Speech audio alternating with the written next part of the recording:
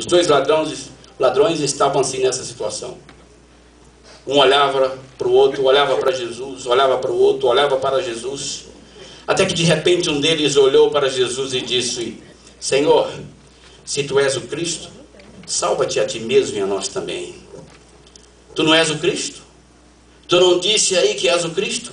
Então salva-te a ti mesmo e também nos livra aqui. Amados, quando eu olho essa história e quando eu vejo a vida desse homem, eu vejo que ele mantinha o seu orgulho e ele mantinha a sua justificação própria, e no final ele diz sim. Essa palavra sim é uma palavra ridicularizante de dúvida, é uma palavra de acusação que os homens continuam usando até hoje.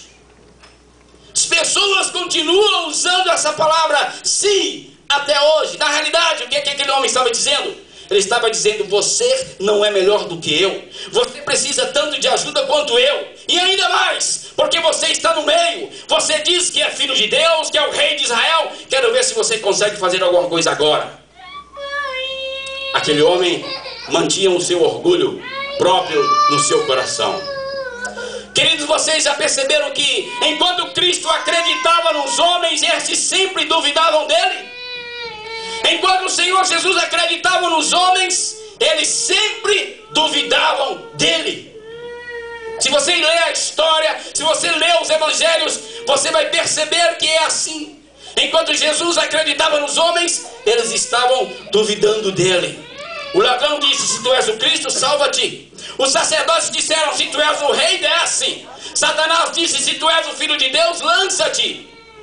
Sabe o que isso me mostra? Mentes arrasadas pela dúvida reclamaram sempre uma demonstração de poder, como se o poder fosse capaz de fazer o que não fizera o amor. João 3,16, gostaria que você dissesse bem alto comigo agora. Porque Deus amou o mundo de tal maneira. Vamos lá? Porque Deus amou o mundo de tal maneira que deu o seu Filho unigênito, para que todo aquele que nele crê não pereça, mas tenha a vida eterna. Aleluia! Louvado seja o nome do Senhor Jesus. O anelo supremo, amados, do ser humano sempre foi o de se ver livre do sofrimento.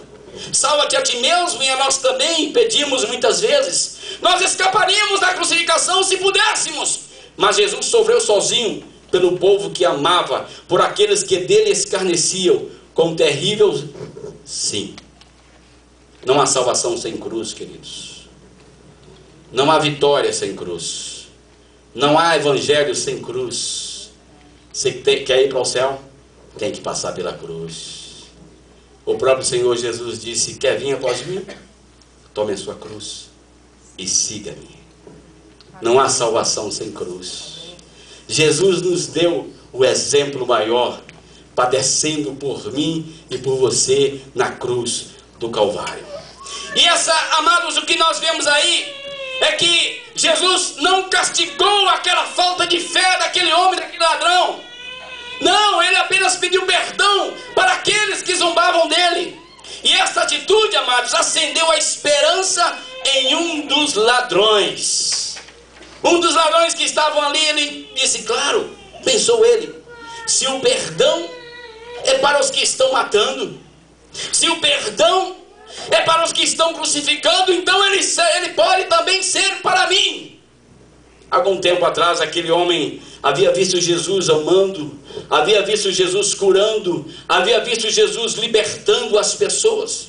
Naquela ocasião, tinha sentido-se impelido até a abandonar a sua vida de crimes, mas ele rejeitou o convite divino. Ele continuou sua vida errada e agora estava sofrendo a terrível consequência de decisão. Diga para a pessoa que está ao seu lado: decisões decidem destinos. A vida é feita de escolhas, queridos. E o que você escolher nessa vida vai decidir a tua eternidade. É o que você escolher em vida é que vai decidir aonde você vai passar a eternidade. Decisões decidem destino. Amados, percebe-se que as primeiras palavras não são um pedido de perdão. Aquele homem não está pedindo perdão para Jesus, não. Mas ele está fazendo um apelo de defesa para Jesus. Ele olhando para o outro ladrão, ele disse: você não tem medo de Deus? Você está na mesma situação. Nós juntamente pagamos o preço de nossos erros. Mas esse homem não fez nada de errado. E era verdade, queridos. Era pura verdade. Jesus não tinha feito nada de errado. Se algum erro podia ser atribuir, seria apenas o fato de amar o ser humano com um amor incondicional, com um amor sem limite. Mas ali estava ele pendurado entre o passado e o futuro, entre a vida e a morte, entre o presente e a eternidade. Ali estava ele pendurado na cruz. O arrependido ladrão reconheceu a sua culpa. Ele disse: nós, com justiça, sofremos. Ele admitiu que era um pecador. Ele admitiu que ele precisava de ajuda. Ele admitiu que estava disposto a procurá-la, mesmo que fosse na última hora da sua vida. O primeiro ladrão, ele acusou Jesus de ter sido culpado tanto quanto ele. O segundo rejeitou o orgulho e a justiça de seu colega, declarando: este não fez nada de errado. E arrependido agora, aleluia, ele suplicou: Senhor, lembra-te de mim quando entrares no teu reino. Oh, glória a Deus. Que testemunho de fé maravilhoso. Lembra-te de mim quando entrares no teu reino. O que eu vejo aqui nessa história, eu vejo um homem agonizante falando para o Deus, homem em agonia. Veja como o ladrão arrependido dá a Jesus outra oportunidade de realizar, amados, aquilo pelo qual o Senhor deixou o céu: salvar pecadores da eterna perdição. Aleluia! Louvado é o nome do Senhor Jesus. O ex-ladrão, amados, não pediu liberação do seu sofrimento ou vingança contra os seus carrascos. Ele disse: lembra-te de mim. Ele disse: lembra-te de mim. Louvado é o nome do Senhor. Mas eu pergunto a vocês: o que havia no passado daquele homem que valesse a pena lembrar? Será que havia alguma coisa que valesse a pena lembrar? O passado dele o condenava: crimes, desonestidades, rejeição de oportunidade de ele entrar na sua vida. Realmente, amados, não havia nada que valesse a pena relembrar. Contudo, ele disse: lembra-te de mim. Foi o que aquele homem disse para Jesus. Porque embora, amados, aquele homem não tivesse um bom passado, ele tinha um presente. E nesse presente ele aceitou por fé aquele Deus homem que estava morrendo a seu lado. Ele creu. Ele percebeu a miséria de seu passado. Ele arrependeu-se. Foi o único homem, presta atenção, foi o único homem que teve fé no agonizante Salvador nessa hora terrível.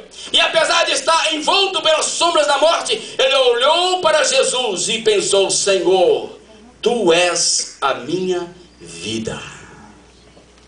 Oh, glória a Deus. Tu és a minha vida. Naquele instante ele olhou para Jesus e ele disse isso: tu és a minha vida. Não há outra esperança para mim. Tu és a minha vida. Quando tudo parecia perdido, quando até os discípulos de Jesus tinham perdido a fé em Jesus, esse estranho na cruz, ele creu. Diga: ele creu. Naquele instante, até os discípulos de Jesus tinham perdido a fé, mas aquele homem ali naquela cruz do Calvário, ele creu em Jesus. Amados, esse é o maior testemunho de fé em toda a Bíblia. Esta é a mais incrível história de conversão de toda a palavra de Deus. Porque muitos, amados, creram no Cristo dos milagres. Muitos creram no Cristo do alimento multiplicado. Muitos creram no Cristo da ressurreição, quando fez com que Lázaro viesse da morte. Muitos creram nesse Cristo dos atos extraordinários. Mas só o ladrão acreditou que a vida poderia vir daquele ser agonizante e enfraquecido. Só o ladrão acreditou nisso. Ninguém mais acreditou. Mas aquele homem que estava sofrendo ao lado de Jesus, ele creu e ele acreditou. E sabe o que aconteceu? A fé desse homem animou Jesus naquela hora tenebrosa. A fé daquele homem encorajou Jesus a continuar a sua missão. Luzes saíram da escuridão.